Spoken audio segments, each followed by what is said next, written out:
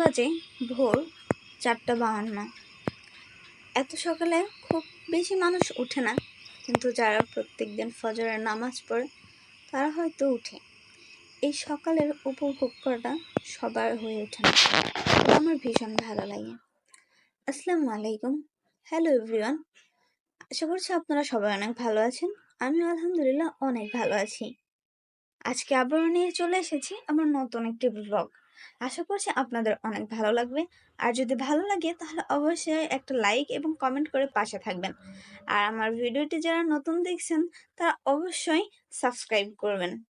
এই যে একটা ফল দেখতে পাচ্ছেন, এটা ফলও না, মানে খাওয়ার জিনিস নয়, তবে এইটা আঠালো যুক্ত। আগে আমরা ছোটবেলায় এইটা দিয়ে ঘুড়ি জোড়া লাগাতাম, তারপরে সেই ছোট ছোট ঘুড়ি দিয়ে অনেক আনন্দ করতাম।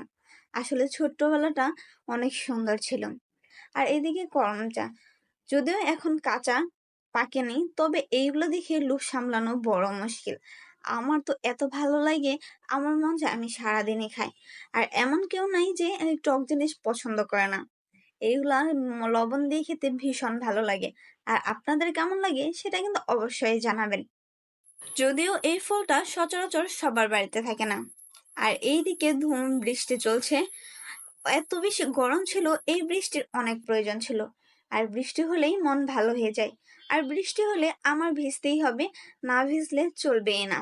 এই বৃষ্টির মধ্যে ভেজারও অন্যরকম এক আনন্দ। আর একটা কথা, বৃষ্টির মধ্যে দোয়া করলে কিন্তু দোয়া কবুল হয়। আর এইদিকে বৃষ্টি শেষে আমার আম্মু আর নানু কাঁঠাল পেকেছে, তাই আমার সামনে এনেছে কাঁঠাল খাওয়ার জন্য। যদিও আমি কাঁঠাল একদমই পছন্দ করি না, তবে যেহেতু বছরের এবং সিজনের প্রথম ফল পেকেছে আমাদের কাছে, তাই একটু ট্রাই করলাম। আর আপনাদের কাঁঠাল কেমন